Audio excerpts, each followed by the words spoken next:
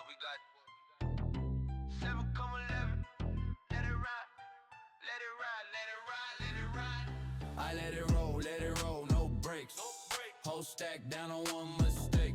They say low down, I say too late. Big money, big stakes. I let it roll, full send. Baby 7, come 11. Win big, real quick. Either way, I'm committed. Horse boat posted at the table. Heart say yes, brain say unstable. Buddy whisper, bro, be smart. I nod my head, ignore the label. I don't count losses, I count vibes. Every roll feel like overtime. I say this the one every time.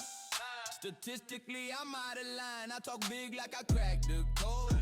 Point set, now I'm in my zone. Make it sizzle, baby, roast the bone. Making money, that's my move. I don't chase love, I corner it. Handshake deals with the devil. It don't take much, I know of it. Only the wealthy on that level. Ooh. I let it roll, no brakes.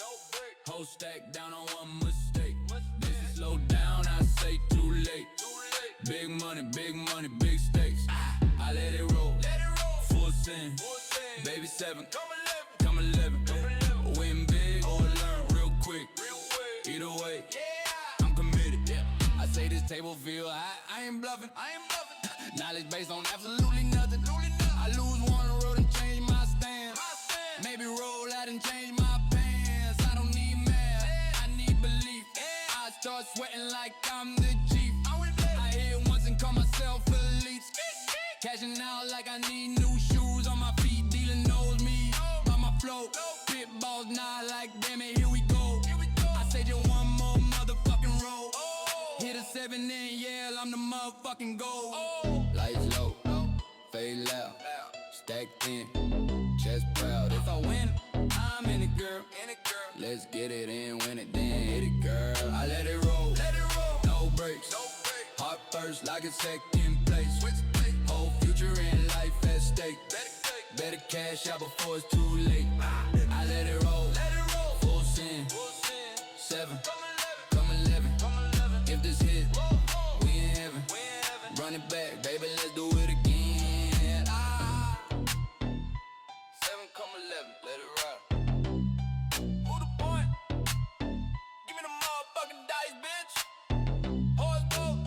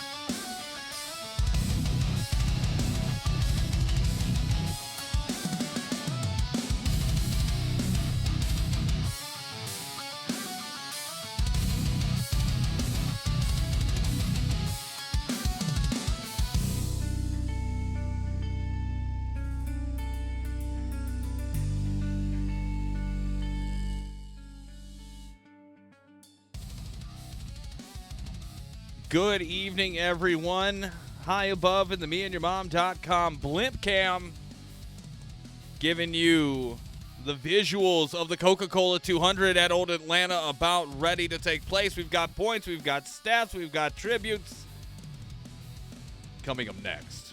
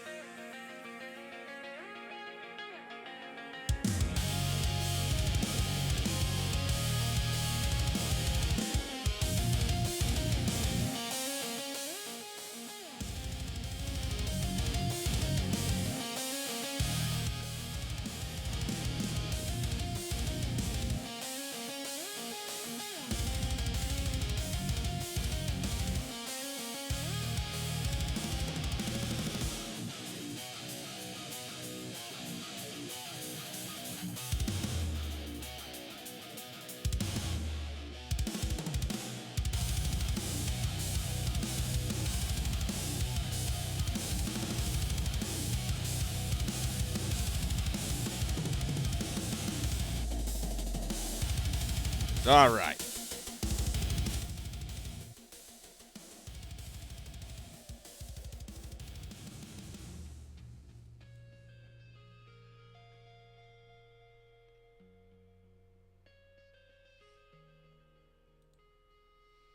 All right, ladies and gentlemen, race fans, old school NASCAR purists, people who still think Atlanta should have never changed, and drivers currently telling themselves, I'll be patient tonight despite having the emotional stability of a shopping cart with one bad wheel. Welcome back to the Independent Sim Racing League Spring Summer Shootout powered by Alpha Reinforcing Services. Tonight, we roll into race 8 of 10, live from the legendary, terrifying, worn-out masterpiece known as Old Atlanta for the Coca-Cola 200, a tribute to the life of Kyle Busch. And honestly, there may not be a more fitting tribute than putting a field of emotionally unstable sim racers onto one of the most savage tire-eating racetracks ever created. Because Old Atlanta doesn't care about your feelings. This place will humble you spiritually. You don't drive Old Atlanta, you survive it. This track has bumps, tire wear, zero grip, and enough opportunities for disaster to qualify as a federal emergency zone. And folks, I could not be more excited to be on the call tonight. Again, I am Tom Torrey, a.k.a. The Horseboat, back in the booth once again, doing what I do best, talking dramatically about people making catastrophic decisions at 180 miles per hour. Now, let's talk standings because, good Lord, this championship just got serious.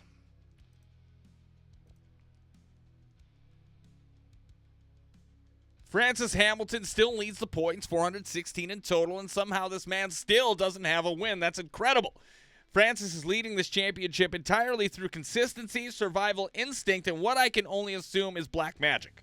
Jimmy Cochran sits only 12 points back in second, still winless too, which means this title fight has officially become who can avoid disaster the longest.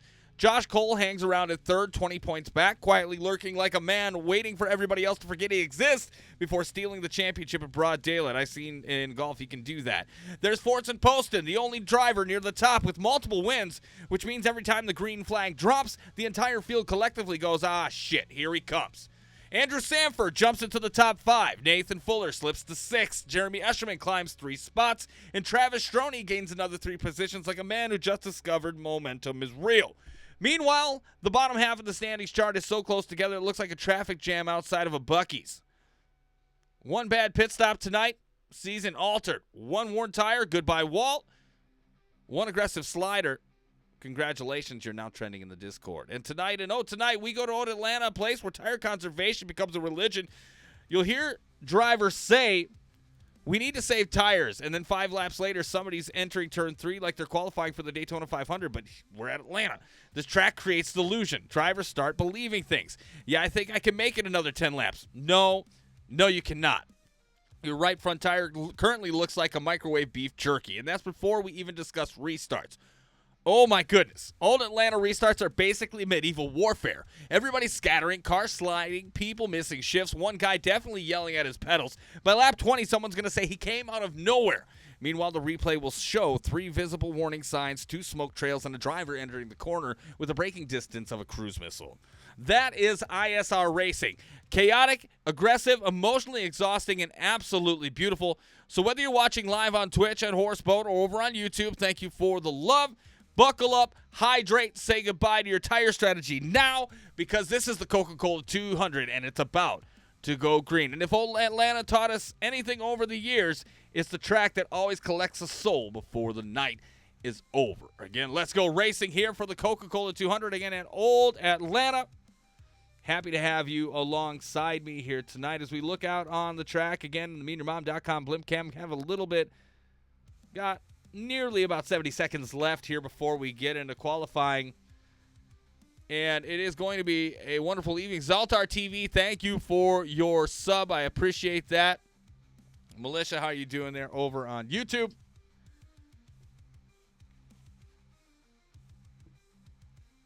But as we get into this tonight, we'll reach out and do one more thing here again for Kyle Busch. Again, I think for a lot of us, it really hasn't sunk in. Maybe it has for me. It's hard to believe, right? It's one of those things where you don't, it's a guy who's middle-aged, doing pretty well. It was definitely a surprising thing for me, and I'm just a mere spectator. But again, tonight's Coca-Cola 200 is more than just another race on the schedule. It's a tribute to one of the fiercest competitors motorsports has ever seen, Kyle Busch. Love him or hate him, and trust me, plenty of people did. You always knew when Kyle Busch showed up, he didn't just race, he took over the room. The confidence, the swagger, the talent, the attitude. Kyle was unapologetically, I can't speak tonight, Kyle Busch every single time he strapped into the race car. And the stats, it's absolutely ridiculous. Again, you guys know it, more than over 230 combined NASCAR Series victories, 2 NASCAR Cup Series championship, the all-time winningest driver in NASCAR Xfinity Series history. Again, he dominated everything, but he just didn't beat people. He demoralized them. There are weekends where he showed up, went on Friday, went on Saturday, and then spend Sunday making grown men question their life choices. And that's what made Kyle special. It wasn't just the wins, it was how he raced. He was aggressive, he was fearless, and with raw emotion. When Kyle Busch was mad, you knew it. When Kyle Busch was happy, you knew it. When Kyle Busch thought your move was stupid, oh, buddy, everybody knew it. But he was never fake, never corporate, and never watered down. In an era where athletes are often media trained into sounding like robots, Kyle Busch stayed real. Fans respected that. Even the people booing him every week secretly respected it. Because drivers like Kyle Busch don't come around often. He had the talent of a once-in-a-generation racer with the personality of a professional wrestling heel, and somehow that combination made NASCAR better. That's why when people talk about the Mount Rushmore of stock car racing, Kyle Busch absolutely belongs in that conversation. Not just because of the wins, not just because of the championships, but for nearly 2 decades, Kyle Busch was the show. He made races bigger, moments louder, rivalries nastier, and victories sweeter. In Old Atlanta tonight, a track that demands toughness, aggression, and pure driver talent, it feels fitting that we honor a man who embodied all 3. Thank you, Kyle Busch, one of the greatest to ever step into a race car.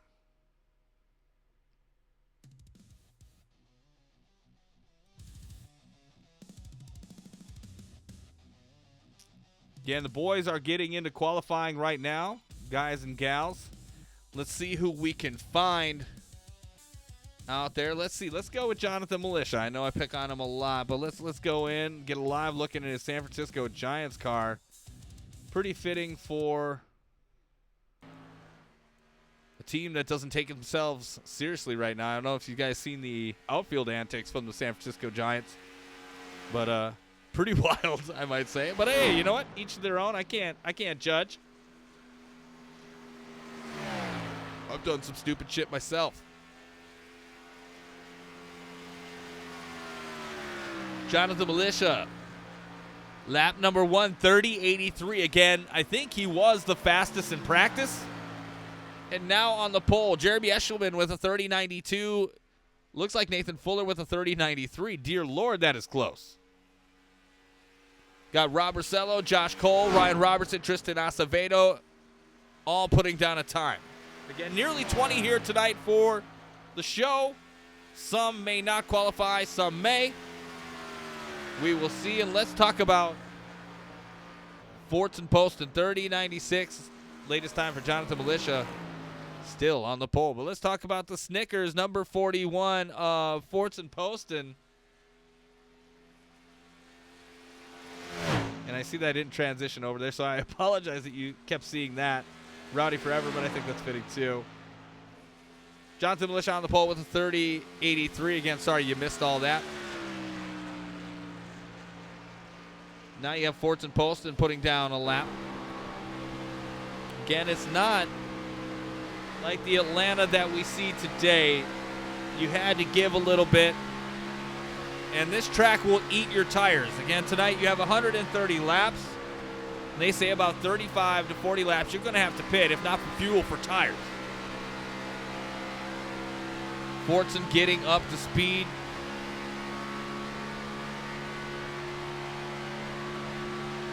Thank you, Steve Jr. I see that. Outstanding intro and tribute. Appreciate that. Fortson Poston, first lap is going to be a 30.91. Going to put himself in 4th.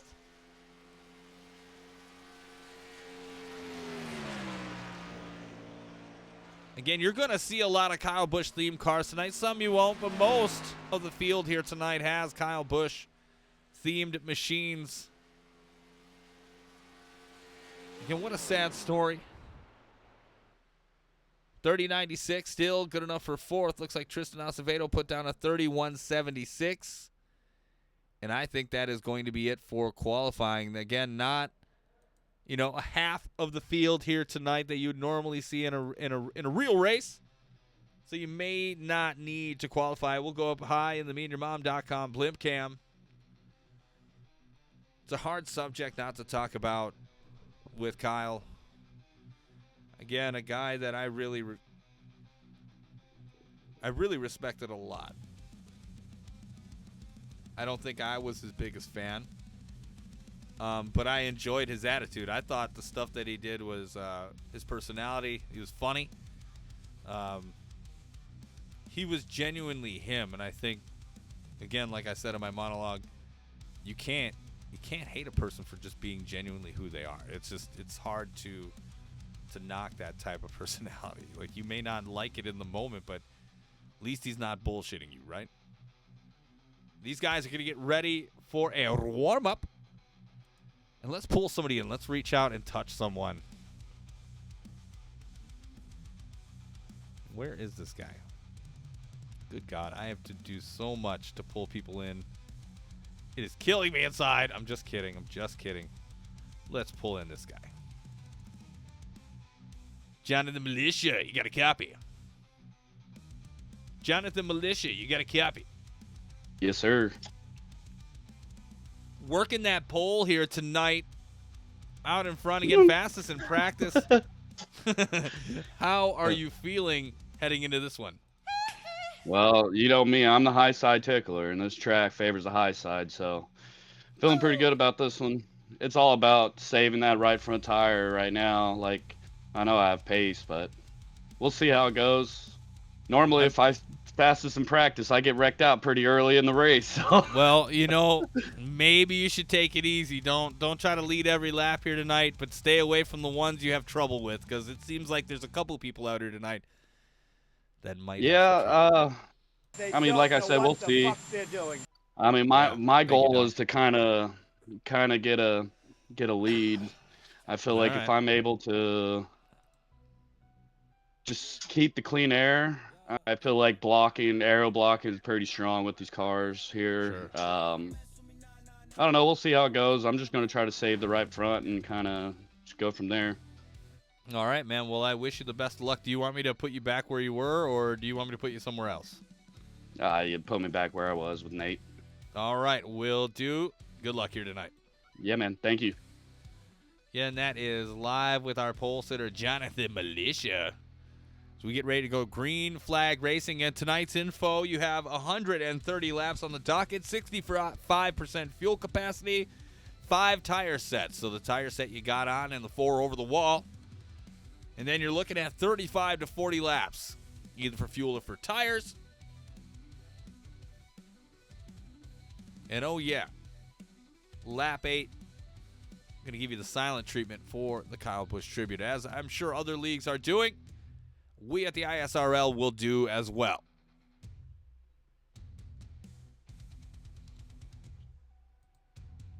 Show you some best times as they are getting set.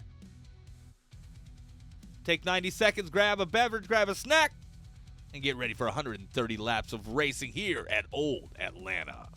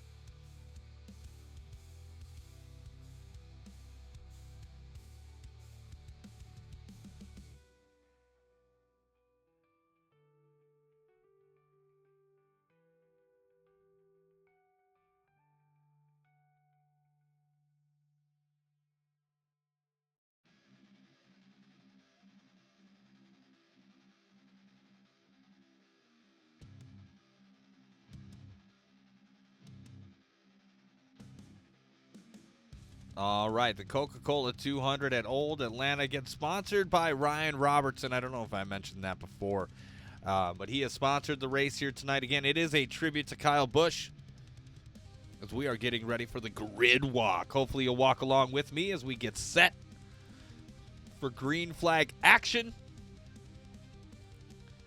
We're going to get down there as far as we can.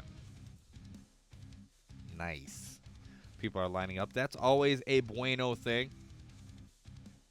But again, 135 laps on the docket. Let's roll call right now. Again, on the front row, we have the 69 of Jonathan Militia, your pole sitter, and the outside of him, the 3 M&Ms of Jeremy Eshelman.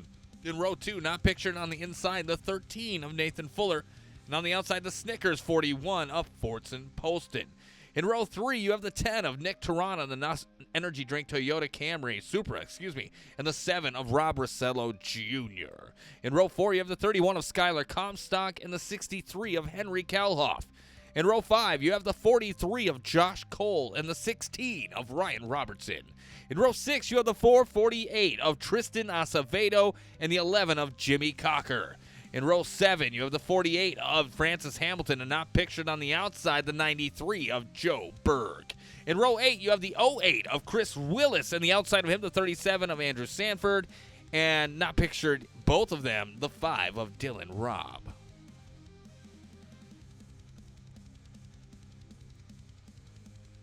He just popped in, but we're already gone.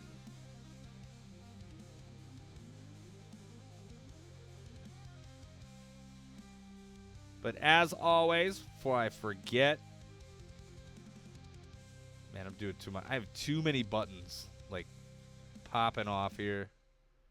I really need to get a producer.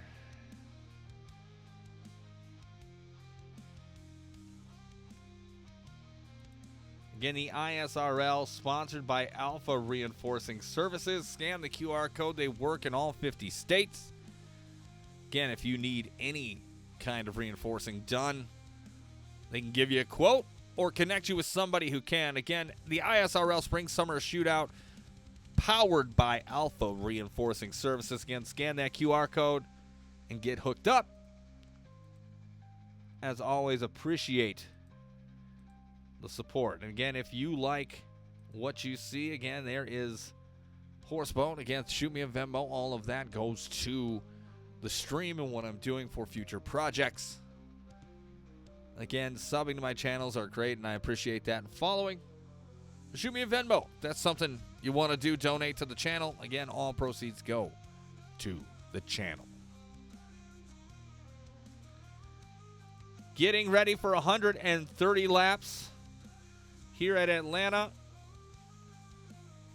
And it looks like a good crowd. Now, tonight, I got to mention, you may have seen a slide that said Stephen Jr. Band. Now, Jesus.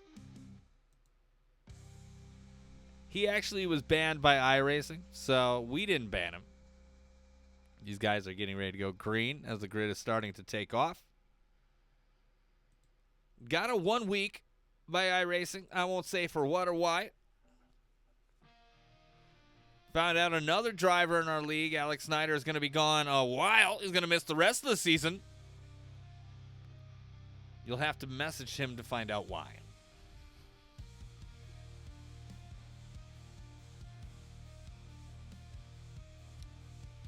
Again, having beers on a Tuesday night. Hopefully you're having a decent time. Jonathan Militia goes, RIP to my granny.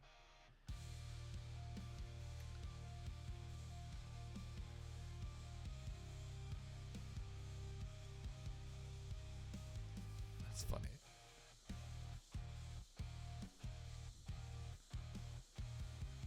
Oh, Snyder's in the chat. Sorry, dog. I don't mean to out you. Don't mean to out you. People may ask where you are. Where's that stupid PlayStation car? And I got to tell them, I got to tell them you're gone.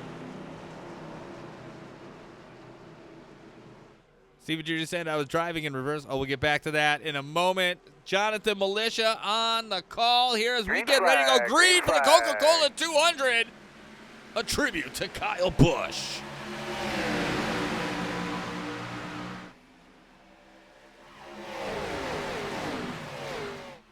Again, these cars are amazing. They are fast. Take a second to get up to speed, but we are at Old Atlanta, and we are green flag racing.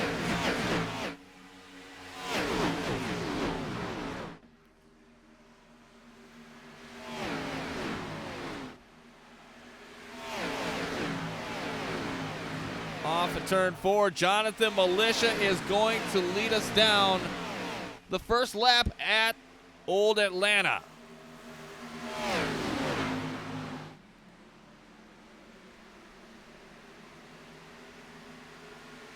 He is trying to get out to that lead, like he mentioned, right on board with Nick Tirana. Trying to get going right away, but what is the cost of that? That high line, if he can rip it, again, is going to get that right front tire hot quick.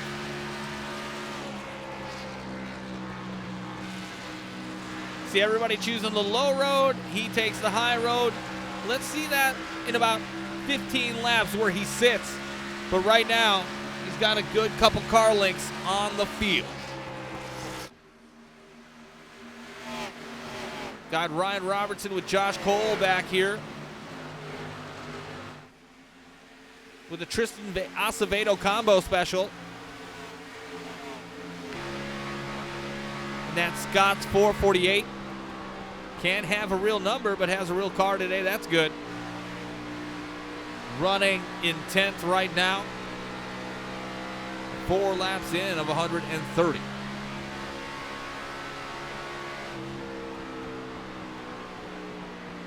And everybody's gotten spread out real quick, which should make for good green flag action. And you're watching now the 93 of Joe Berg and the 7 of Robert Sello Jr. go side by side. Looks like for 12th.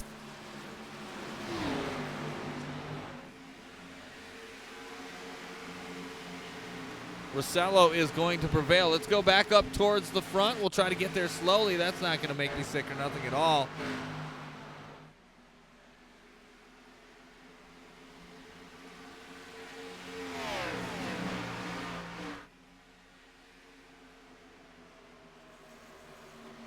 Right now, a good battle here as Fuller now trying to take his best shot to catch Jonathan Militia.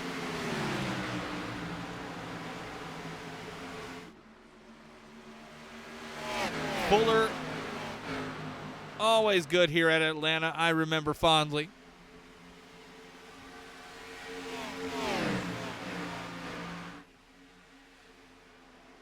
Fortson Poston seems to be good everywhere. He's got wins. He wants this championship. This shootout means a lot. He has thrown it down all season long. Goes to the inside of Nate Fuller for second.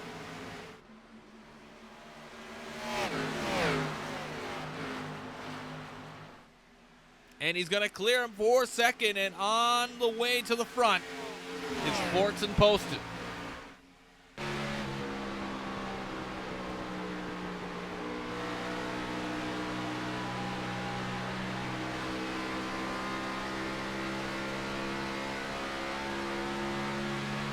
And riding on board with Mr. Fortson.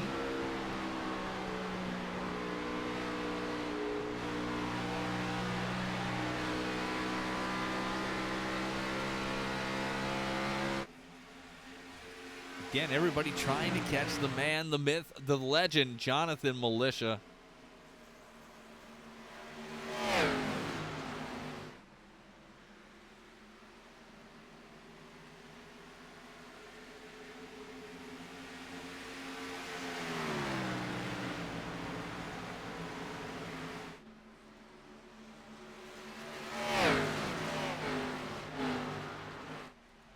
But you see Fortson slowly starting to catch him like he's on a mission.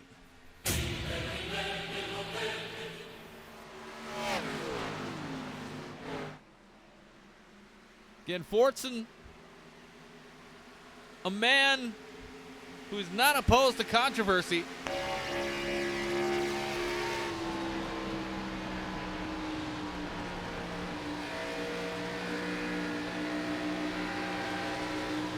Always saying what's on his mind.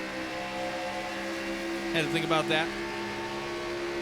After I realized we missed our sound, we're going to do lap 18, and I promise you we're going to get that. Because that is the car he drove the most. Can we all agree? The 8 is cool, but the 18 I think is cooler. 8's pretty dope. And riding on board with Jeremy Eshelman, currently running in 4th. Again, patience is a virtue at Old Atlanta. You don't want to wreck your tires right away. Looks like he's got a super body on a Chevrolet, so that's interesting. Oh, dear Lord. That's awesome. I mean, I can't hate. It's for a tribute. I can't lie. And we see the gap starting to close a little bit with Forts and Poston.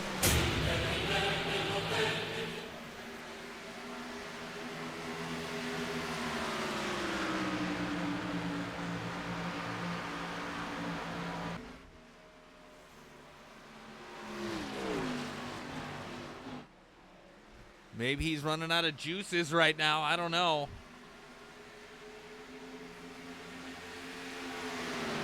We've got Jonathan Militia, Forts and Poston, Nathan Fuller, Jeremy Eshelman, and Henry Kalhoff, your top 5. That 63 Fort Worth screen printing machine holding it down. Having a good run so far for Henry. He's up 3 spots.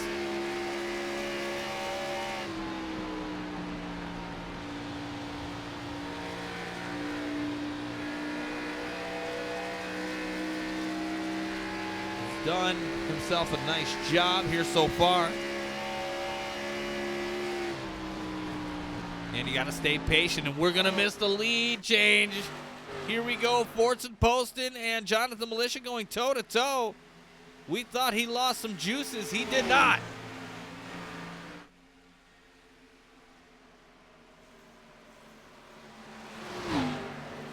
Poston just taking it to the inside. And every time he does that, he gains a little bit more and a little bit more, but it may not be enough. As you can see now, Militia start to pull away. Again, there's a lot of different things at play here. The difference of their lines and how they are parallel or not parallel to one another. Tire temp is also a thing. Maybe Fortson burned a lot getting up here. But that Snickers machine looks bad fast tonight.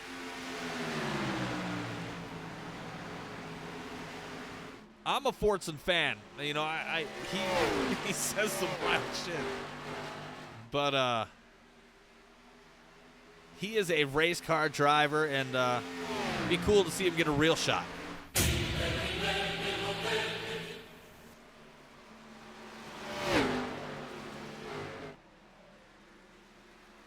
Militia out in front, and he just taps the wall, opening the door for Fortson. He's going to take advantage of it right here.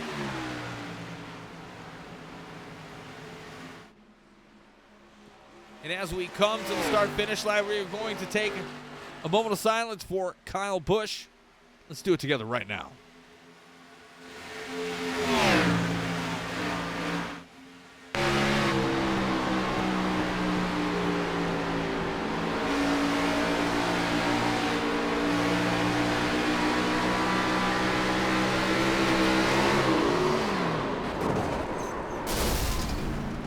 Caution.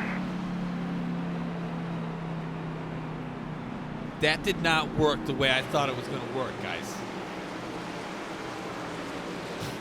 You've got to be kidding. Jonathan Militia and Fortson Poston crashed. And it looks like they got a fast repair, so that's going to help. But let's back that ass up, because we were on Fortson's dash cam before they both got meatballed. You've been meatballed. Let's play it back again and see what we're missing. Back that ass up. The ISRL is to replay. All right, so let's set it up. Let's get a blimp. Can we get a blimp? Thank you. Came off the wall yet again and just came across the nose of Fortson. Typical Jonathan Militia style. He's a menace to himself.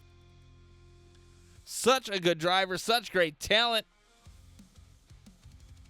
and then just slightly ever touching the wall. Again, like I said when we said earlier in the show, wait about 15 laps to see where we're at. Now it's about lap 3 or 4. I feel like I Joe bucked him. I feel bad. Let's run it back again. Just enough to hit that wall and just tap. Excuse me. Damn. I try not to burp on stream, but there we go. Hopefully those guys will get it together and get back to green flag action. Looks like everybody is in pit lane currently. So for Militia and Fortson, this is going to work out to their benefit. It's unfortunate for them that they're going to have to use their fast repair. Again, we'll hang out here with Jonathan Militia. Maybe he's trying to get that fixed. That's what it looks like to me. He's trying to get that fixed or he's getting a tow. Let's find out from the man himself. Let's pull him in. Militia, what happened, dog? Tell me. Break it down.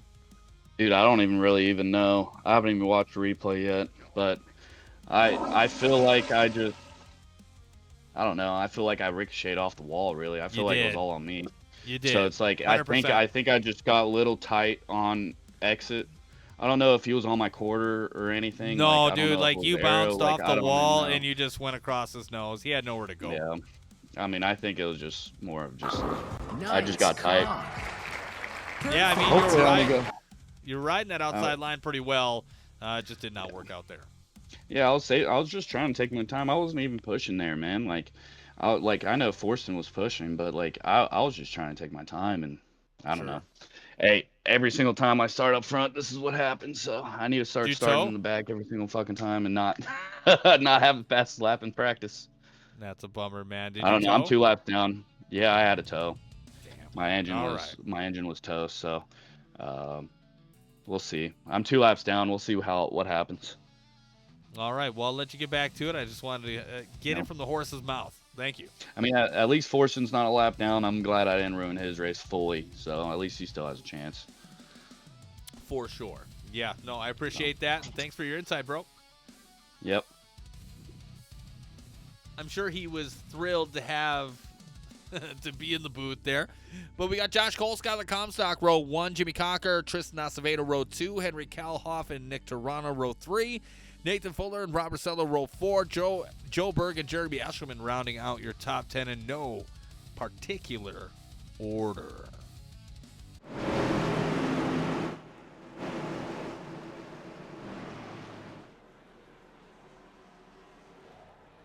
Pace car dips to pit lane. Green flag. And we are back to green flag action. Josh Cole leading the show. Oh, we got 4 wide. Cole must have missed the shift.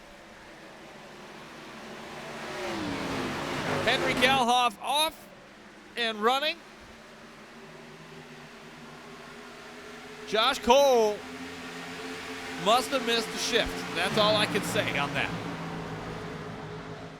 You got Comstock, Fuller wiggly into 3 and 4 on the outside there, pictured in the 13 Rowdy Racing Machine. Gonna make a pass, gonna move up to second. Again, Militia he's pretty much toast. He's gonna need some luck here tonight to get back into this thing. And that is a bummer for him. I do feel for him. Tried to do the tribute. That really didn't work. You know what? We're going to do it right now. Tribute Kyle Busch here at lap 24. Let's do it.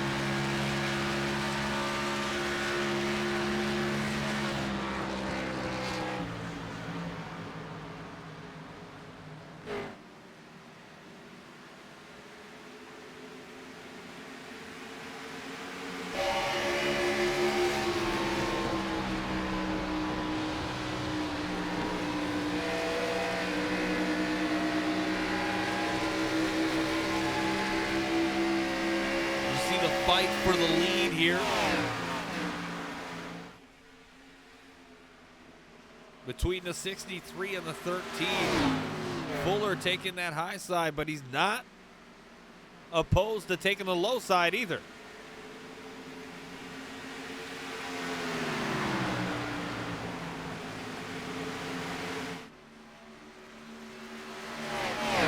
Kalhoff going to keep him at bay for the moment. Got Eschman back there in third with that whole chaotic restart. Benefited from that moving up to third, but they are spaced out already. We see Jonathan Militia back out there trying to make something happen.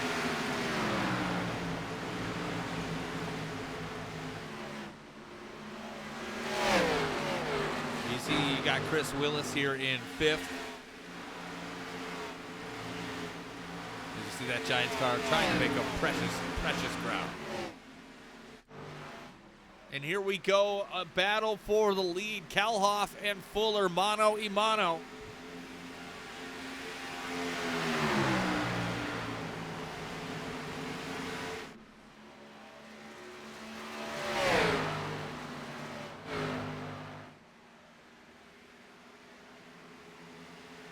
And we have ourselves a lead change.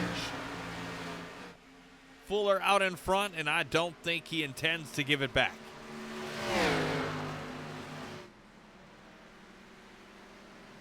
Good run for him. Started, in the inside of row 2, but has had a good car tonight. Fast car.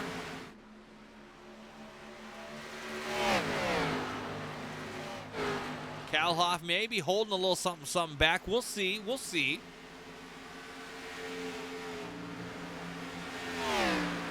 But it seems to be a 2-horse race right now.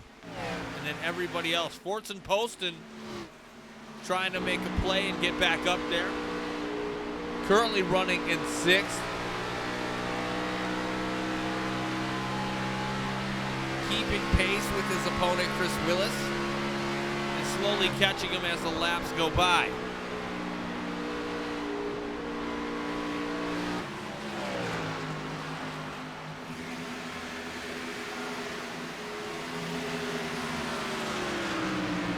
Backing up a little bit further, your points leader, Francis Hamilton.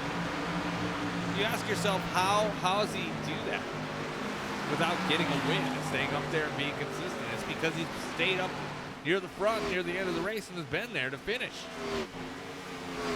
Some drivers are really good, and I think this goes across all leagues. There are drivers that are just fantastic. They have a ton of talent, but they just cannot finish races. You can have all the talent in the world, but if you do not finish the race, you don't get the points. A dangerous word, I think, people use a lot is potential. You can have a ton of potential, but you have to go and prove that you have that. Otherwise, it's just what it is, potential. You could. But you have to execute. You have to get it done. Francis Hamilton finishes races, and that's just flat out. You may not see him win races. You may not see him get a win all year, all season. Oh, Bird, maybe smacking that wall there. I don't know if I just saw that myself. Maybe I'm old. Kind of looked like he smacked the wall, but maybe he didn't. Gives Hamilton that edge tonight. And currently in 9th inside the top 10. He can get inside the top 5. He's looking pretty. Let's go back up towards the front just a moment. You have Fuller putting now about a half-second lead over Kalhoff. And then between that, you have about almost a 2-second lead between 2nd and 3rd.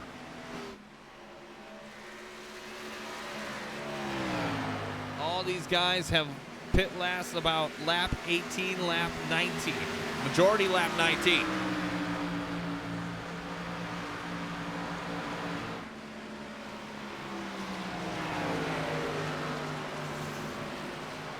So currently almost 20 laps into their tires into this run.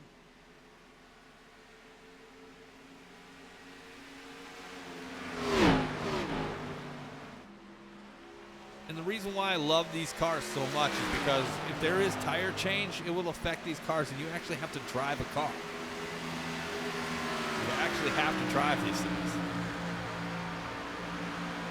Fuller, a guy who knows about maneuvering, knows a thing or two about it, I should say. Oh, spanks it off the wall. Man, am I giving people the Joe Buck treatment tonight? This feels weird. It feels, I don't know. You can decide it. But it feels weird to me. Yeah, Gabbage.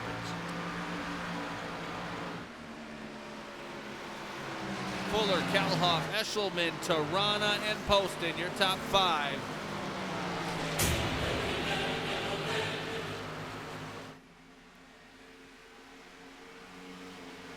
Then you have, looks like Chris Willis, Rob Rossello Jr., Joe Berg, Joe Iceberg, Ryan Robertson, and Francis Hamilton rounding out your top 10. Ryan Robertson, we haven't spoken his name a lot here tonight. Getting inspired here tonight, has a Rowdy Forever Racing scheme, and I think that's fitting.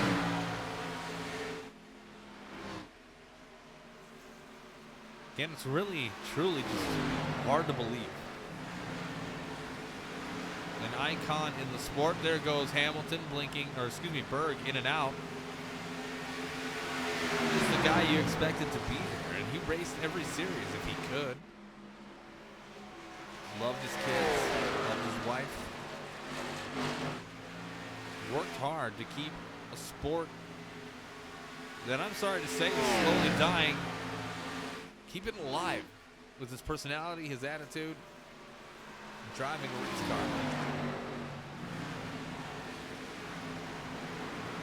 And the stuff that he was going through, it's a dangerous thing, man. It's a dangerous slope.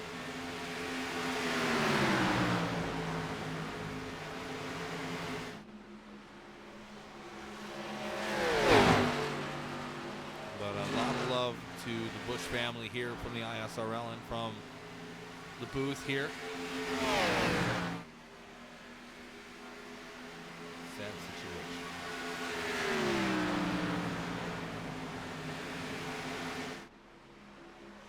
Nathan Fuller again out in front and dominating this track here so far. 40 laps in of 130.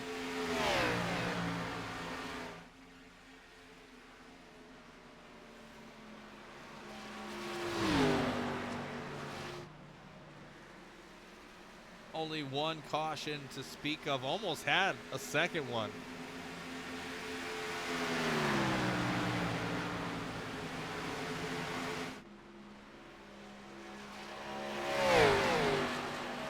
They've done a nice job to keep it together. Again, tonight the ISRL Spring Summer Shootout is powered by Alpha Reinforcing Services. Scan that QR code. Give them a shout. Active in all 50 states. Can help you with something. If they can't help you directly, they'll get you in touch with somebody who can. Again, the ISRL proud to have Alpha Reinforcing Services sponsor and power this spring summer shootout.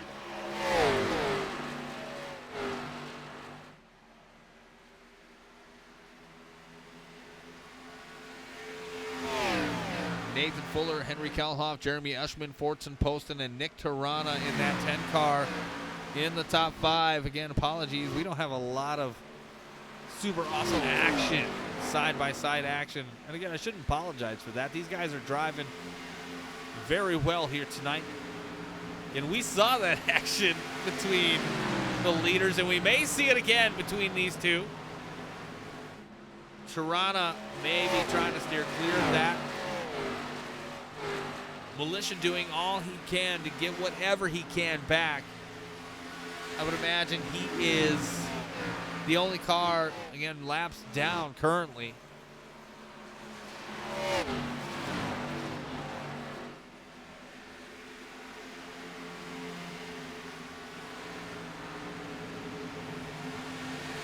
Love to see a podium finish for Tirana tonight. He's had a good car. He's had good cars in the past. He's not able to get across that finish line in first.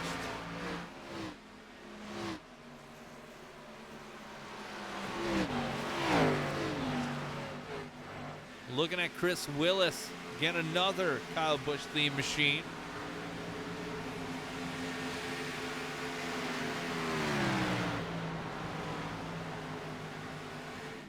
Gotta love what he has put together.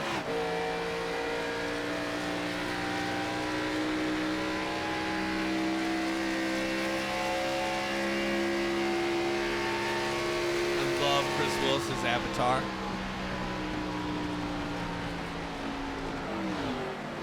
One of my up and coming favorites here is Chris Willis. When he joins the server in iRacing, it's Christ Willis, and it's hilarious. It's not his real name, obviously. I forget the story if he fat fingered his iRacing registration and then bought all his stuff, and then all of a sudden here it is. But that's, I don't know. I think that's how it went. Otherwise, he could tell you different. Very good driver. Again, trying to crack that top 5, going after Nick Tirana right now. And again, like I mentioned the last time, a majority of these guys pit was lap 19. We are currently about 30 laps into this run right now.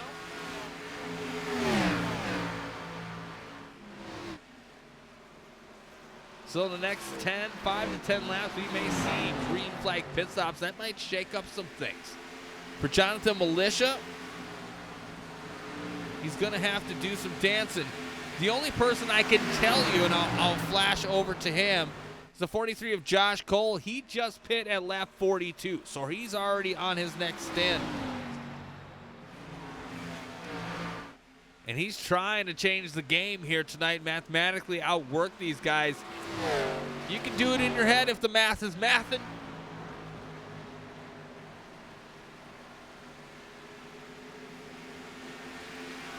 But we are just about near 50 laps in of 130, almost halfway home here tonight for the Coca-Cola 200.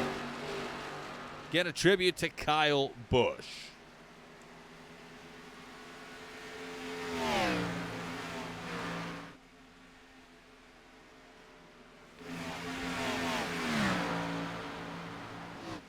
We're going to take you around live shots here.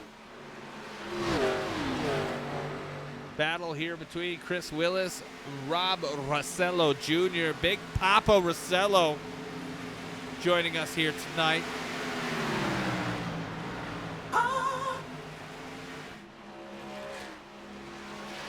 Trying to crack that top 5.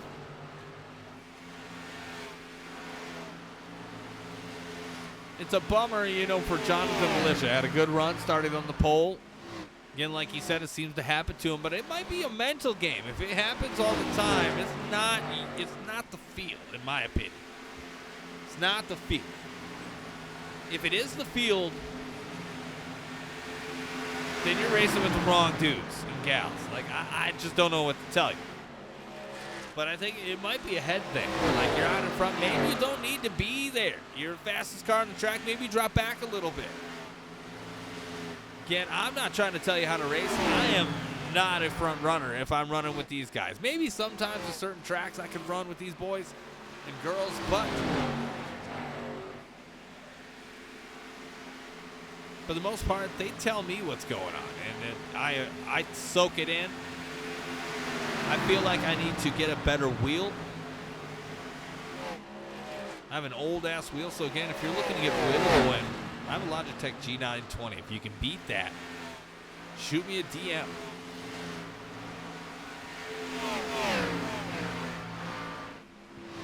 I'm sure anything can beat that in 2026.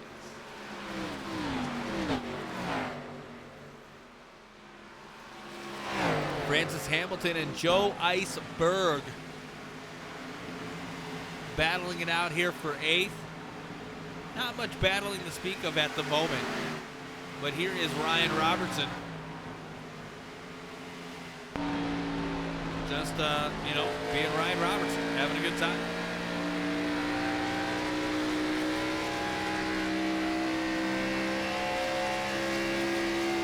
Poor bastard probably has to go to work after this. And that bums me out big time. See Jimmy Cocker in that 11, matching with Francis Hamilton. So don't be confused.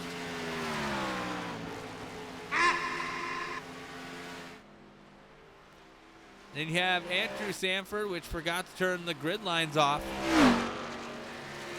Still looks good anyways. Dylan Robb, I don't think we touched on that. And one of my favorite cars Kyle Busch ran back in the day. I know it's an iBuyPower. But the Car Quest, got to appreciate and love the 5. Good looking, that 5. Back up towards the front right now. 2-second lead on the rest of the field. It is the man, the myth, the legend, number 2, Nathan Fuller. And looking out the backside of Fuller. You see what he's got to work with.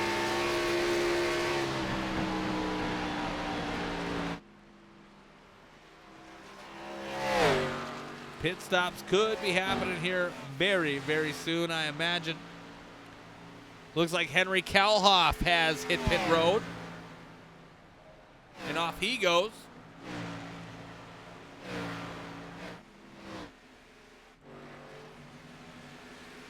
Let you know the next one that goes in.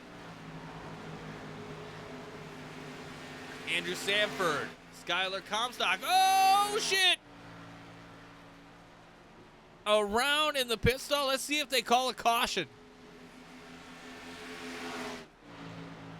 Doesn't look like it. Ryan Robertson. Oh, excuse me. Wrong person. Nathan Fuller, your leader, in. Jeremy Ashelman staying out.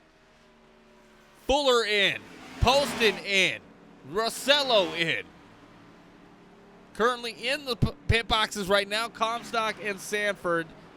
Comstock and Sanford losing a shit ton of time because of the mistake there entering pit road. And who knows if they are going to get penalized for it. I would imagine that they might. Well, one of them might. See, Eshelman now going in. Willis going in. Francis Hamilton, your leader.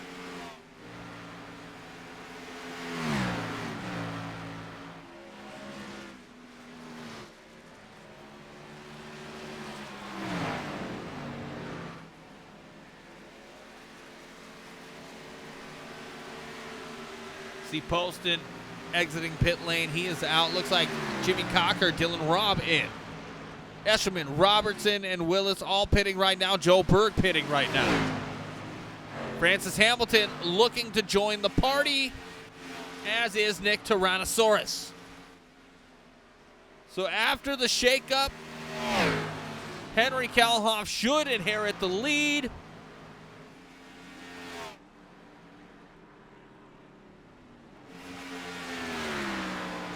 He is a straightaway away and will inherit it here as they work through it. Nice to see some green flag pit stops here tonight,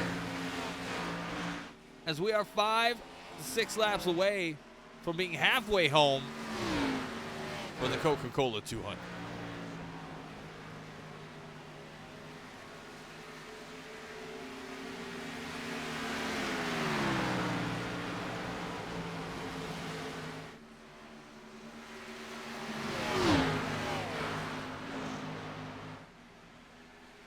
Dylan Robb right out in front of the leader. Henry Kalhoff going to go possibly a lap down.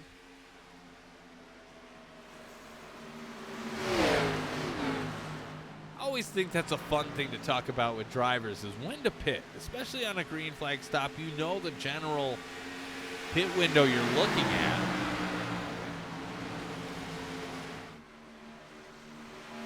And I know it all depends on position, where you are on the track. All of that goes into play. But it is fun to talk about. I spring it on the drivers every now and again to see where their perspective is. And it's very mixed, I got to tell you. I really don't have a solid answer for you on it. Other than it is a mixed opinion.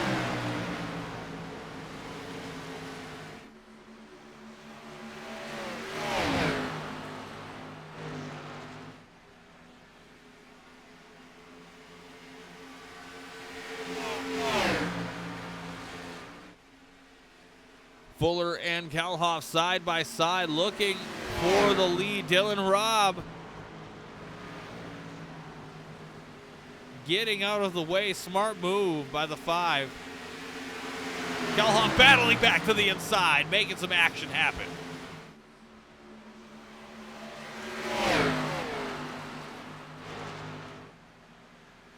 Oh, Fuller smacking the wall a little bit, entering the tri-oval.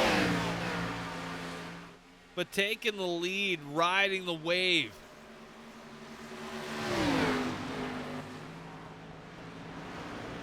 Bruh.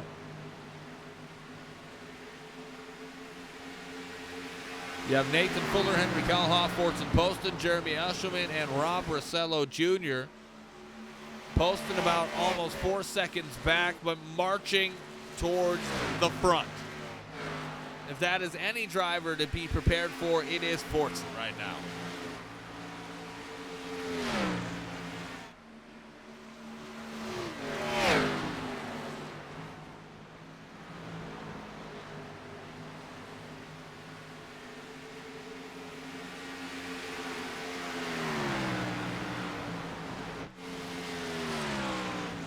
Right on board with Fortson Poston.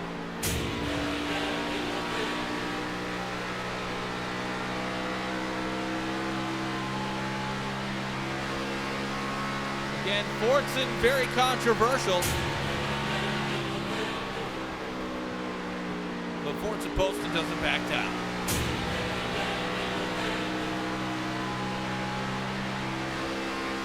That is what Fortson Poston does.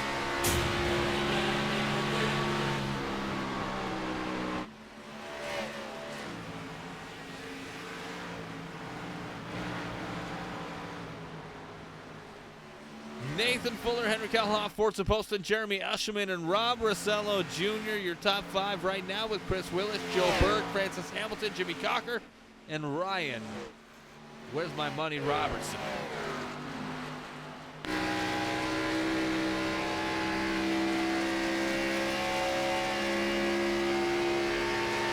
And Ryan out of Ohio.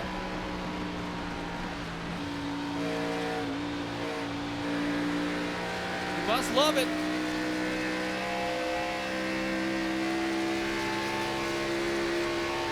I don't know what's great about Ohio. Somebody's got to tell me. Somebody's got to tell me. I know he's not originally from Ohio. But you got to indulge me. Just a little bit. I know in Ohio you have like the Rock and Roll Hall of Fame, which would be cool to see, the NFL Football Hall of Fame.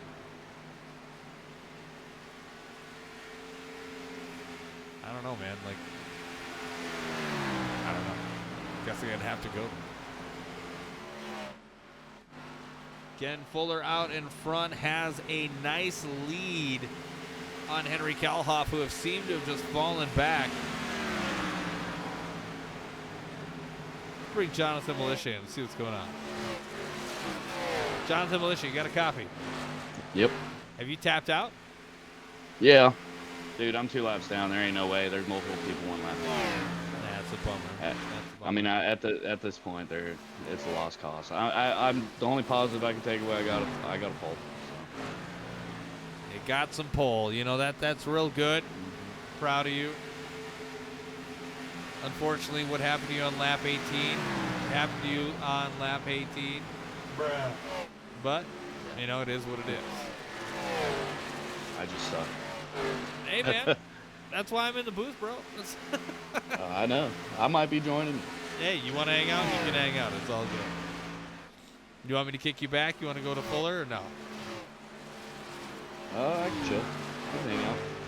All right, we're going to keep Jonathan Militia in the booth. He can talk a little bit about, you know, again, this is a tribute to Kyle Busch. You were at the Charlotte race.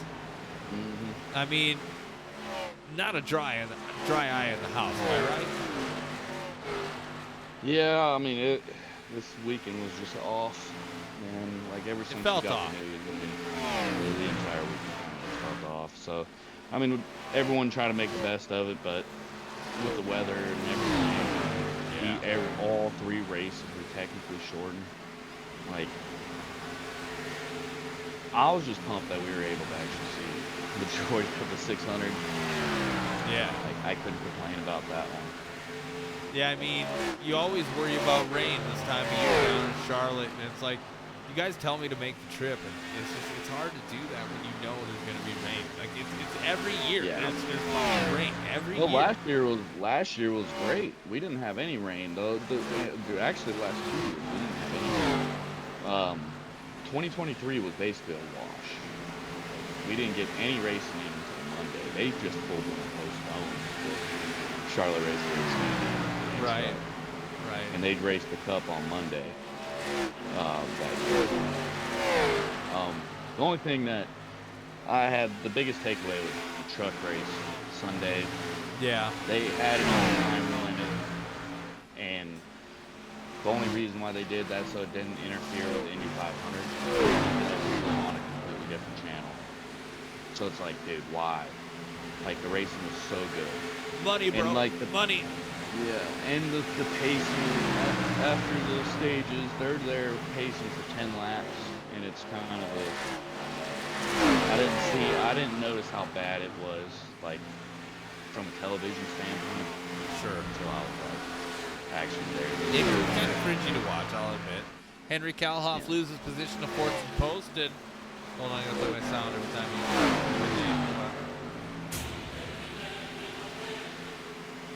Fourth and post in second right now. About 3 seconds back from Nathan Fuller. And he's under pressure right now between Josh Cole and Dylan Robb.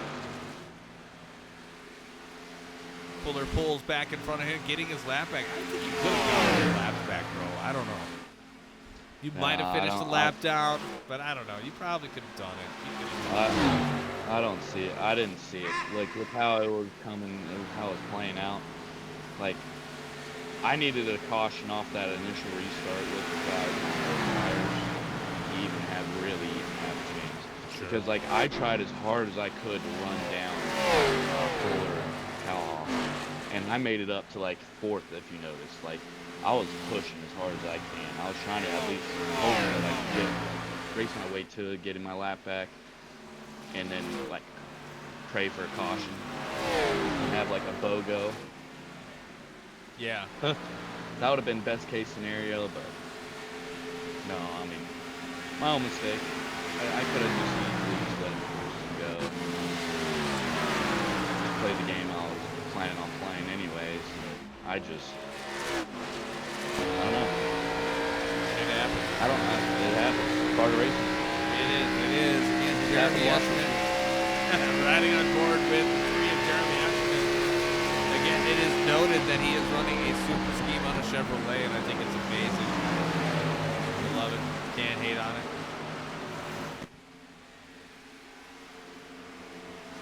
Currently running in fourth inside that top 5, but somebody, I think, both guys in general, Joe Berg and Chris Willis, up 8 positions, and then there's Francis Hamilton, your points leader. He's inside the top 10, able to hang 10. We are 79 laps in of 130. And I know you saw a lot of the Gears guys there. You guys, I'm sure, had a great time. But yeah, I would imagine it felt off. Like it wasn't like pure like hell yeah, let's party. It was kind of like, yeah, let's get together and kind of be bummed out. Well, we were definitely not bummed out. That's for sure. I mean, like, we made the best of it, man. Like, Sure. Friday when we got there, I mean, like, don't get me wrong, they postponed the truck race. Like, we saw them go out and pace 5 laps. Then they postponed it. But it was all right. I mean, we ended up cooking some food that night. We had a good time. So. I guess you can't hate on that entirely. No, dude, like we cooked some New York strips Sunday afternoon before the up race, man. Like, we had 50 beers sitting by the end of it. It was a good time. We made the best of it. Let me, how did Dude, we had fun. I feel like everyone had fun. That was the whole point of it, was to get everyone together, to smile on each other's face. Like, it's the reason why I try to set this up, and like, why I love to do it in Charlotte every year is, I mean, besides it being a convenience to me, is just I'm able to be focused on like being new stuff. It's not just you're at the NASCAR mecca race. of NASCAR racing. Exactly. Yeah, and I know a lot of people, so it's like I can like if we wanted to go to certain like smaller marketed race shops, like I could get us into no problem. A lot of places. But even then, like this year, we went to like Joe Gibbs, Hendrick Motorsports. Drove by Spire, we didn't go there. We went to Penske though. Like the big major ones, the NASA of NASCAR. The NASA of NASCAR. I love how you put that. Yeah, we did that on Saturday before the Xfinity race because we knew it was going to be raining. So we just kind of planned it out. Like one of my best friends is a pilot, so it's like he has it's called flight radar, or not flight radar, Yeah. flight aware. Yeah. And like that's literally the GPS in the aircraft. So it's like it shows active like weather and everything on your phone. So we're using him and kind of planning it out on like what we want to do. Like we're about to do road car racing and stuff like that. Like Tyler Steiner flew in. Like he missed Friday and Travis. They drove. Like Travis got there like 3 in the afternoon on Saturday and met us out at the racetrack. And Tyler Ubered out Saturday night. He Ubered out. Yeah, flew in from Alabama and came out. I mean, like they just had stuff to come up on Friday, but it's always awesome that they were actually able to make it. So Yeah. oh, the funny thing is, like Sunday morning, we got there at like 9 a.m., 10 a.m. I grilled up some eggs, bacon, bunch of breakfast, breakfast burritos type of deal. Yeah. We had about 46, maybe 50 beers. Okay? Like we had a good set of beers. Gone by 1:30. All right. Gone by 1:30. That's awesome. We had Tyler and DoorDash and they like delivered because where we were like we got there so like we were like right on the main road where I parked our truck and had a little like our site, our tailgate area, and like it was right off the main road. So like we were just standing on the side of the road and the DoorDash guy came right up to us and it was so sick, right next to state troopers, and they were just laughing their ass off. That's awesome. I mean, you're not trying to hurt nobody. You're just trying to have a good time. You know. Exactly. Cases of beer, have a good time. Yeah, no liquor, no nothing. A little bit of that deviled lettuce, but fan-hearted. I mean, with you Degenerate around, I little wouldn't bit. expect any less. Again, Jonathan Militia in the booth having a good time. With me, Nathan Fuller out in front. You have Fortson posting in second, about almost 2.5 seconds back. Jeremy Escherman, Robert Sullivan Jr., Henry Kelhoff, your top 5. Joe Berg, Francis Hamilton, Chris Willis, Jimmy Cocker, and Ryan Robinson, your top 10. Again, he's got about 3 seconds on Jimmy Cocker to make up. And then you look at Nick Tyrannosaurus back there in 11th, looking at Ryan Robinson in the horizon. So again, not a lot of super aggressive action to speak of, per se. That's why we got Militia in the booth. He's got stories. He can tell you a lot. You want me to get you into what the strategy is? Yeah, let me know. Let everybody know. Enlighten our viewers. All right. So, I don't know who's listening to that. Hopefully I'm not throwing a curveball into this whole thing. But we got some people trying to do a 2-stop. Some people trying to do a 3. Oh, You sure. know Robin's always a solid person on the starts of the race. Like, he's always going to sit there and save and push it. Working his way back up. Nathan, he's on, I know for a fact he's pushing for a 2-stop. So it's like, our leader is going to hit when he needs to, max out his fuel runs, because we think it's going to go green here. And then, like, you're just hitting fuel at the end.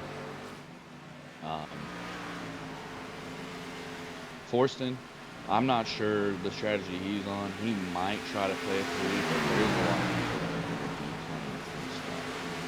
That's awesome. The people that pitted, the first people that pit, those are on the 3-stop list. And the people that are pitting dead last are on the 2-stoppers. Well, I can Because tell it's you, like a Josh 5-lap Cole. difference. Josh Cole has pit last, lap 70, and then Tristan Acevedo pit last on lap 83. So that kind of aligns. Henry Kalhoff now entering pit road. Again, they're all trying to do this, trying to make it. They think they can right here. The window has opened up again, essentially with 40 laps to go. They think they can make it. It's as going to Militia be alluded close. to. It's going to be Definitely. very close. Because normally we're getting about 34 laps, roughly, if you're going all out without, like, any real conservation. And with how spread out it is right here, you're kind of going flat out. There ain't no real backing up the corners when you're in traffic and stuff.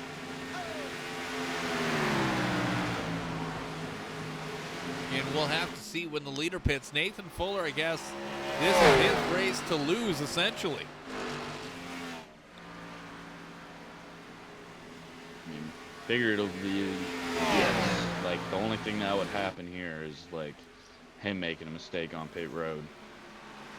So let's just hope my teammate here doesn't blast through the entry. Again, does not have a win here yet. Last week's winner was Joe Berg getting his first win. The winner before that 2 weeks ago was Jacob Zapfi.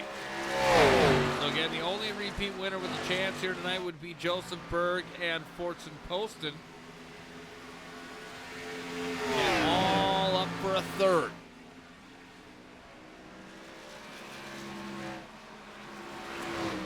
And you see slowly but surely, there is Fortson again. Not gaining a whole lot of ground right now, but he's in the picture for a podium. Fuller in, looking Watch like Forston this time. in this time too.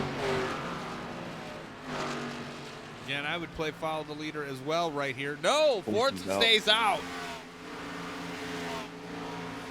Spin move. Out he goes, might- Eshelman. Rosello in as well. Joe Berg moves up. Francis Hamilton moves up.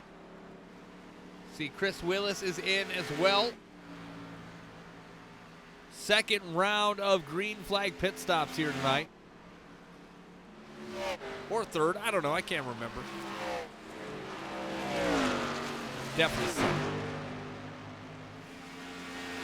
Posted, sliding out of turn 4 to make pit road. He is in. Joe Berg going in, right meow. Hamilton staying out and acquiring the lead. So this one lap that Nate's going to have here is going to be huge, because this right here, he's going to be able to gain maybe a second or two just because of just hitting the lap before.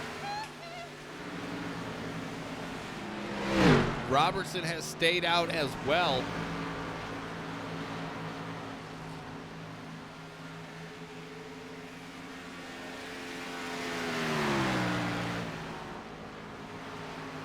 A lot of change here, wickedly fast. Francis Hamilton now in.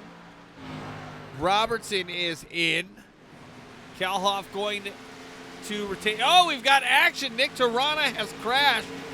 Let's back that ass up and see what we can see on the ISRL instant replay.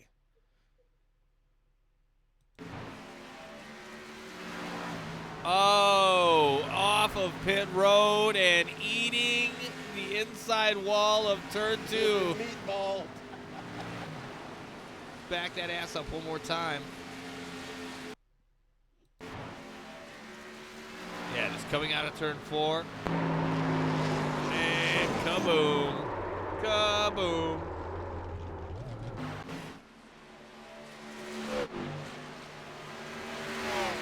No caution. So that is not good for business for Tirana.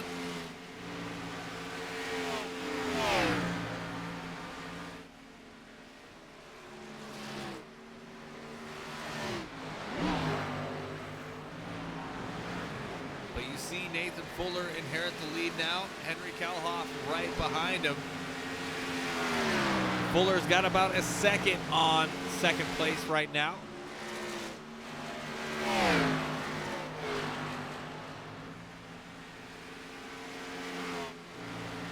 '63 Kalhoff. Kalhoff is the first car on the 30 spot. From my And he's caution. saving right now. He's shutting down his vehicle. So like he has to stretch this a little bit. So Nate, in theory, would have maybe a lap that he needs.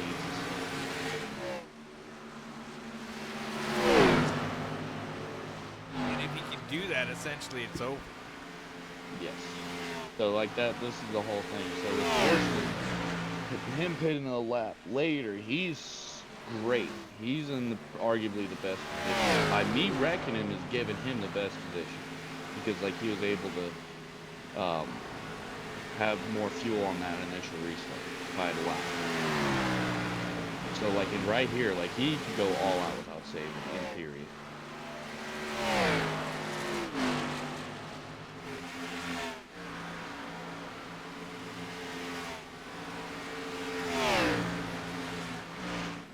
There's a lot of ground to make up, though.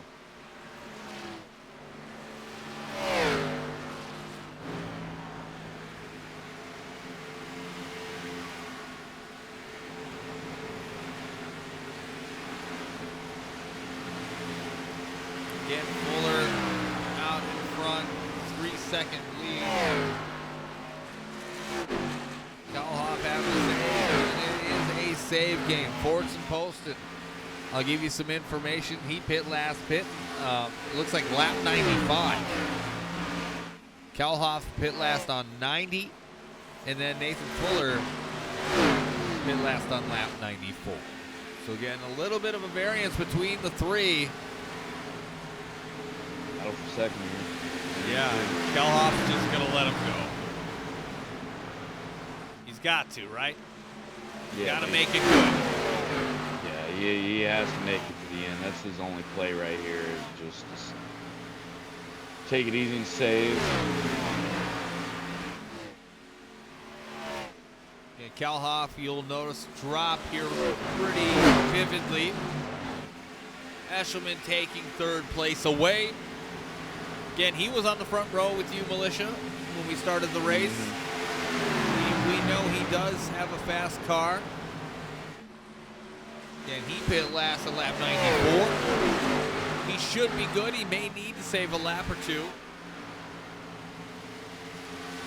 See how he uses his number 3 Supra Chevrolet.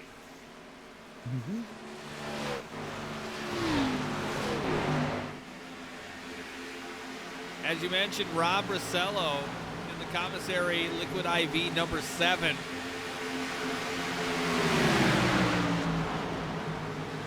He's got a fast car tonight. Cracked the top 5, has stayed there. And legitimately speaking, could hold down that top 5 for the rest of the night, taking over 4th right now from Henry Keller. But Rossello, a solid driver here in the ISRL. He's always been one to favor the high side too, so like on tracks like these, that like tire conservation.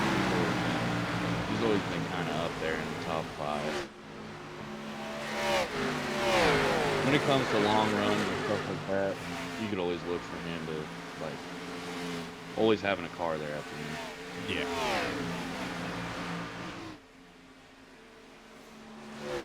Again, Fuller has about a 2.5-second gap on Forts and Poston. Poston trying to catch him.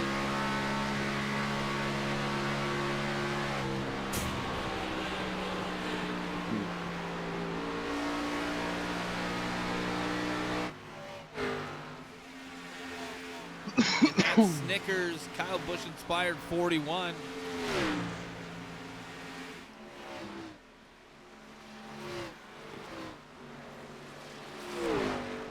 He doesn't really need the win, let's say, folks, but a top 5 is perfect for him. He's going to climb the leaderboard and be there right at the end again next week. And I forgot to mention, while we have a moment to talk about it, we're gonna bring it in just for a split second. Of course, they're probably gonna hit and do something. We have a week off next week, but after that, we will be back for Bristol Motor Speedway. I'm looking forward to that. That is on my to-do list. And then we round it out mid-June in Chicagoland and call it good. And some heavy, heavy good news from the ISRL coming at you here June 1st, I believe, or June 9th, whichever comes first.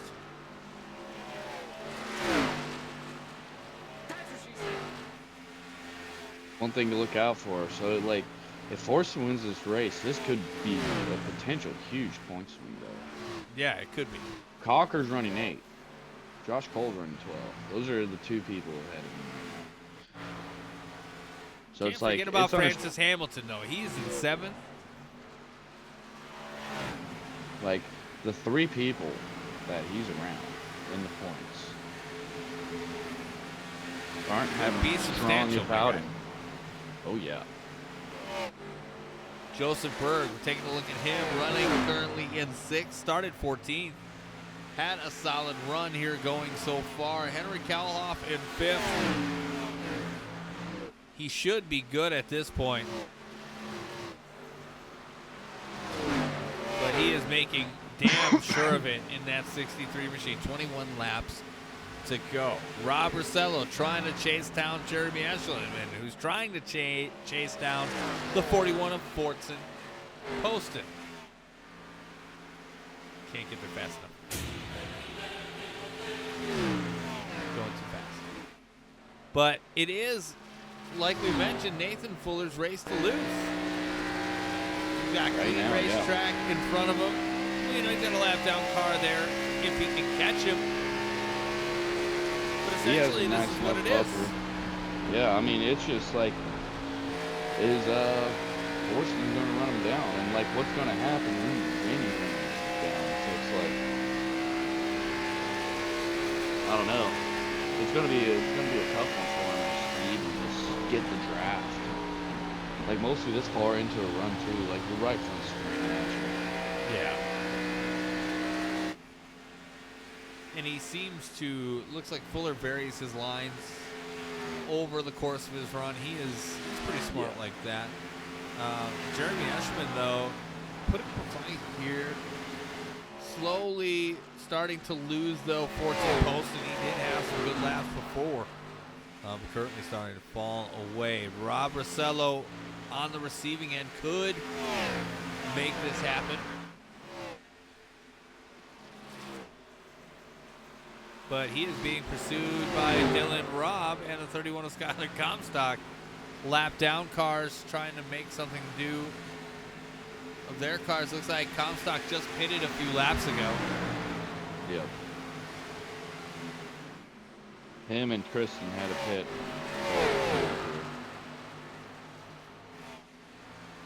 Knowing they weren't going to make it, and that's a bummer. So if they stay green, we could definitely see Nathan Fuller, if he is for sure good or not. We're going to find out here in 17 laps.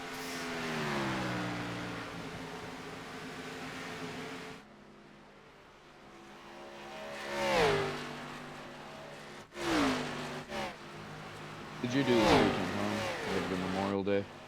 Yeah, it was all right. Did a little golf on Saturday with some friends. It was pretty good. We had fun. Golf with the boys. It's always a good time, right?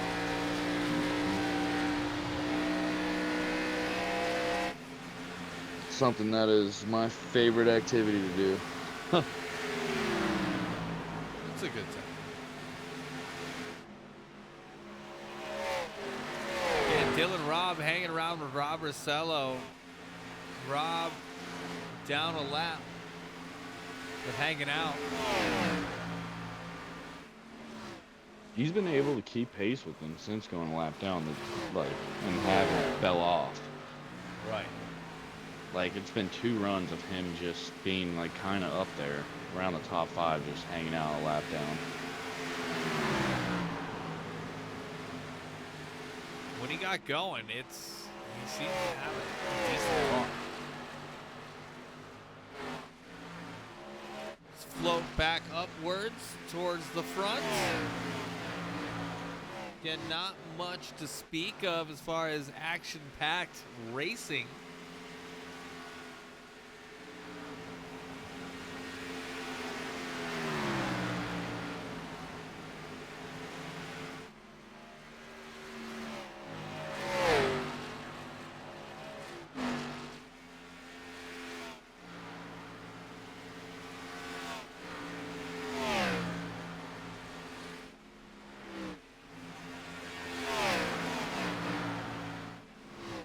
Fuller's having to use so much brake just to rotate the car right now.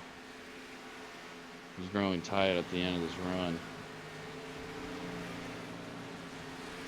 But he keeps the interval the same, just a little bit over 2 seconds.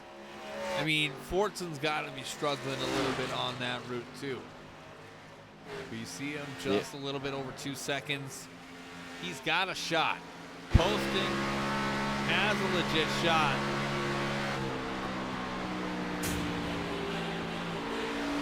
As you can see,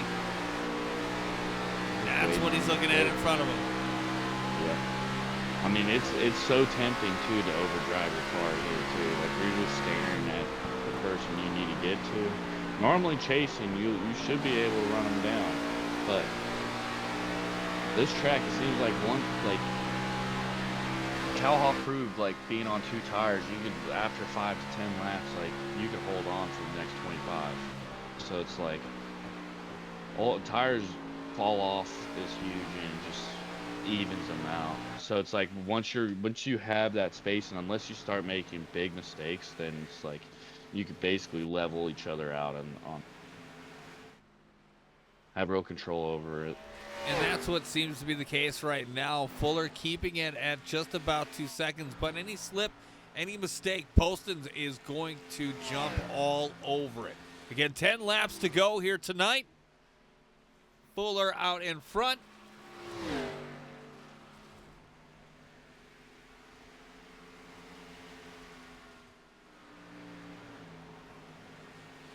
Can he make it is the question. I think he can.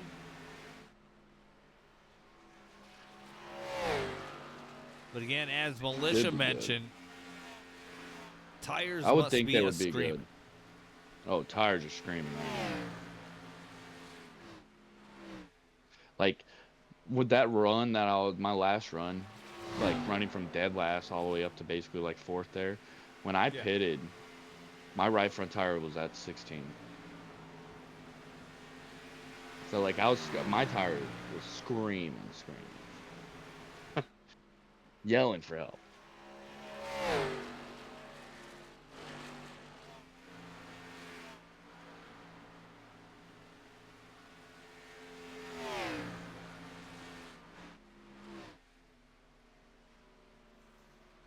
It's down to 1.6. He's slowly reeling them in here with 8 laps to go. Yes, he is. I mean, he needs to keep this pace, and he should be able to, like, maybe get there, but he might have only one chance. He's just praying that Fuller just stumbles on fuel. Right. That's definitely Like, what I'm thinking. That's gonna be the biggest thing. Like, coming to the white flag. Like, if he's on his bumper and like Fuller just stumbles getting out of 2, like, it might be over with.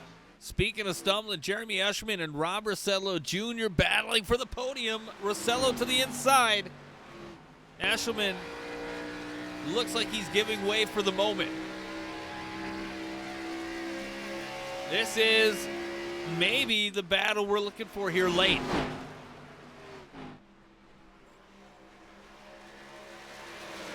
We will keep you informed if this lead gets any closer together for a battle.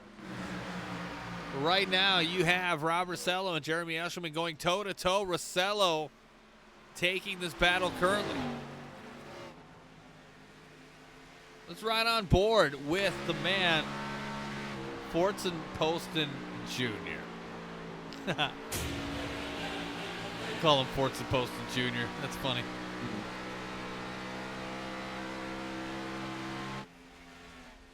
Watch him diamond these corners here.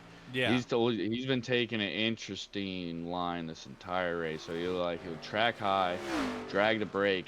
Like Nate's even doing it too because Nate knows his line. So like right there, it just gave him a little bit of dirty air. Wasn't able to get him all the way to the bottom.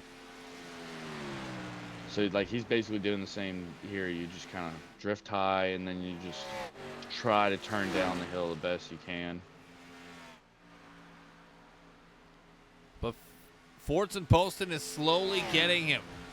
Slowly getting to him. But is it going to be enough? He's basically within the draft range here. 1.1 seconds. He is within striking distance. So it's like I said, he's going to have one chance here. Like if he can get to the bumper, I wouldn't mind him seeing him to put the bumper to actually to him. Like, oh my God! how long? What would that mean, man? Oh, buddy. Oh, buddy. Dude. All I know is like Drop that motherfucker. it sucked to happen to a teammate with me, but like if it would have been anyone, Forston's very strong, mostly coming back from basically dead last, running Nate down. Yeah. Basically to a second, getting into that wall there off the hitter and Sorry, I accidentally hinder it a pressed little that. bit. 3 laps to go. Fuller and Poston bringing it down to 2 laps to go. Has had some great green flag action here tonight. Only one caution to speak of. This race has moved along nicely. Again, Fuller's race to lose at this point.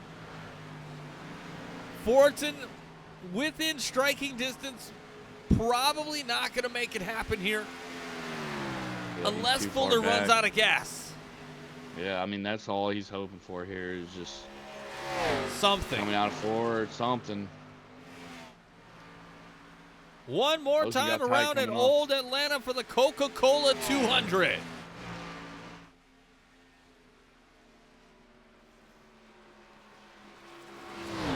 Again, it would be Fuller's first win of the shootout, and what an opportune time it would be.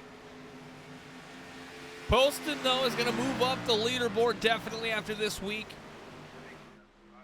Looks like he's going to wind up the runner-up, but your winner of the Coca-Cola 200 is going to be Nathan Fuller.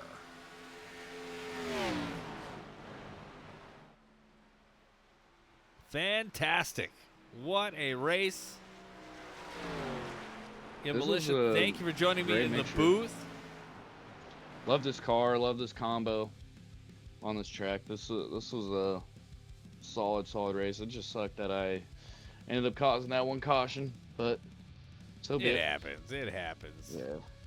We could have had the first wire-to-wire green flag race of the season if it wasn't for me.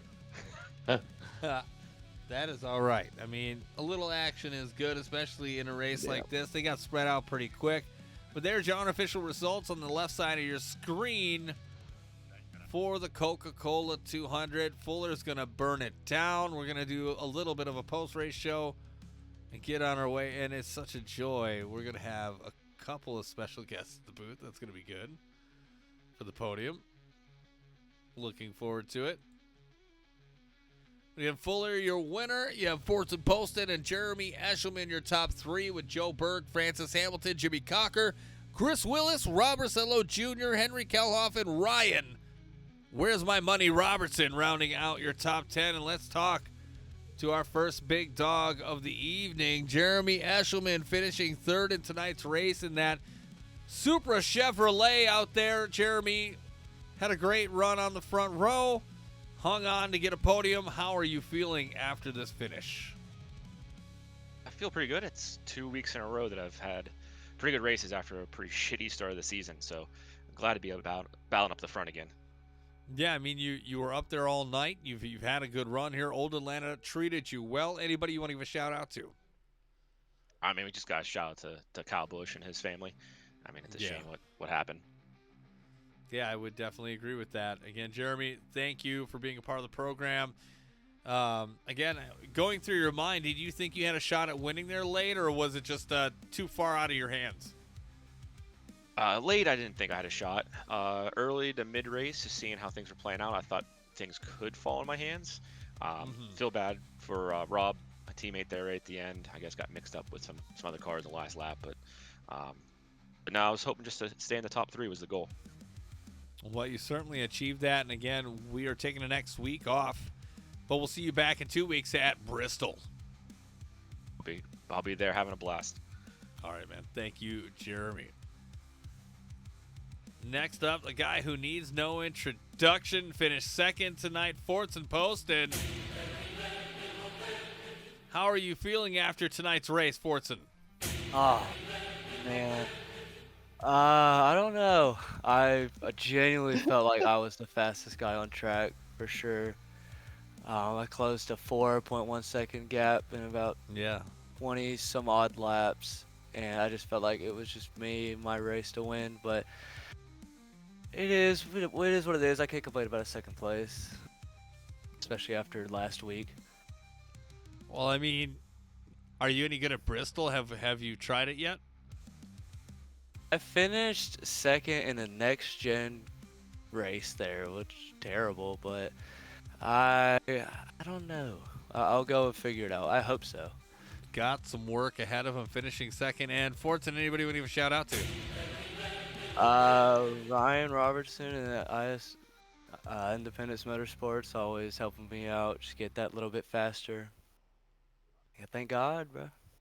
That's it. All right. Well, congratulations, Fortson, on a second place finish, and we will see you in a couple weeks at Bristol. See ya. Again, that was Fortson Poston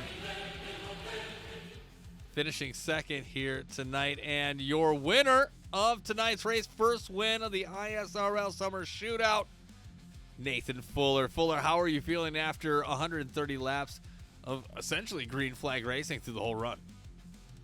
Tired, brother. Tired. It was a long race. A lot of fighting those tires toward the end of the run. So, but crazy race to take the win. We love to see it. Yeah, I mean, you had a dominant run. You know, once you got up there, you really never looked back. Congratulations on your first win and had a good time. Anybody we can give a shout out to? I mean, of course, to the admins hosting the whole spiel, you with the stream, and then all the guys racing and teammates and such. You know, it's everybody has to be involved to make this what it is. So it's a great thing. And then of course the Kyle Busch tribute. So good to take the win in a Kyle Busch honorary scream with that. Yeah, definitely. That is a good way to end it there, Nathan. Congratulations on the victory, and we'll see you back in 2 weeks, bro. Thank you. Have a good one. You too. Again, Jonathan Militia, any final thoughts here tonight from Old Atlanta? Overall, it was a great race. Car handled great. I mean, the top 2 cars, and arguably that was left in the race, was the top 2 finishers. So sure, rightfully so. Strategy came down to it. Like overall, you couldn't complain about tonight. It was a solid race. I would agree throughout. Again, without your little incident there, it would have been a green flag run. So don't hate yourself for that. Shit happens. But again, you had a good run up until that point. But again, Jonathan Militia, thank you for being in the booth with me tonight. Again, I am Tom Torrey, a.k.a. The Horseboat. Reminding you, we are off next week, but back on June 9th for Thunder at the Coliseum 100 at Bristol, sponsored by Rob Rossello. Again, the ISRL powered by Alpha Reinforcing Services. Scan or use whatever with your phone to scan that QR code and get yourself hooked up. Again, you need some reinforcements of any kind, let us know. But as well, thank you for watching the broadcast, whether you're following on Twitch or YouTube. We appreciate that. as always. And then before we sign off here tonight, Kyle Busch, rowdy forever. Rest in peace, man.